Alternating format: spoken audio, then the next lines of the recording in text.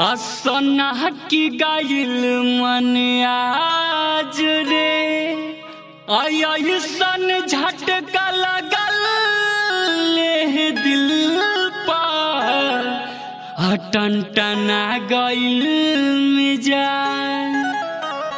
कहाँ जात बाड़ू बोला चुमा के चिखा के मन जहुआई जाता होटल छुआ के।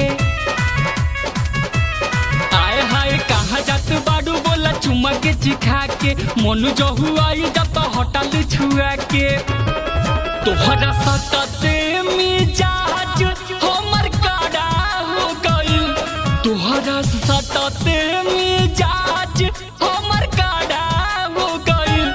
मैडम करे जा पढ़बलू लव के पहाड़ हमर खड़ा हो गइल, पढ़बलू लव के पहाड़ हमर खड़ा हो गइल।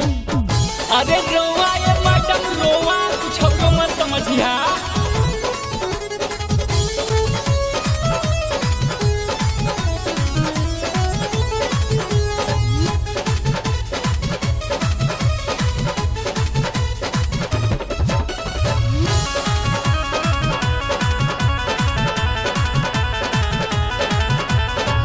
दिहिया में उठे लागल लहर तूफानी, कबले महाराज होके अपना के बानी। मजबूरी भयो मैडम बुझी हो। हाँ दिहिया में उठे लागल लहर तूफानी, कबले महाराज होके अपना के बानी।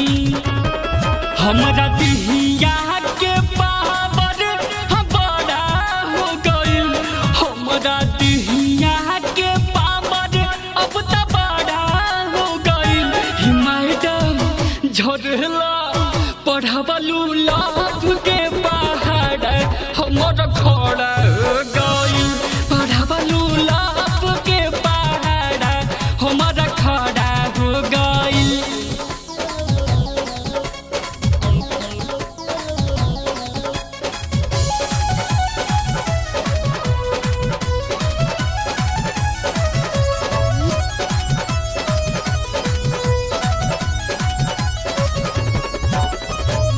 अब चाहे जवन होखे लेवे के रिक्स हो, लफता हमारा भइल तोहरे पापिक्स हो। बुझाता कि ना ए हो। अब चाहे जवन होखे लेवे के रिक्स हो, लफता हमारा भइल तोहरे पापिक्स हो। रह चीज जवन छोटा अब त बड़ा हो गई, रह चीज जवन छोटा अब त बड़ा हो गई। मैडम करे जा पढ़बलू लव के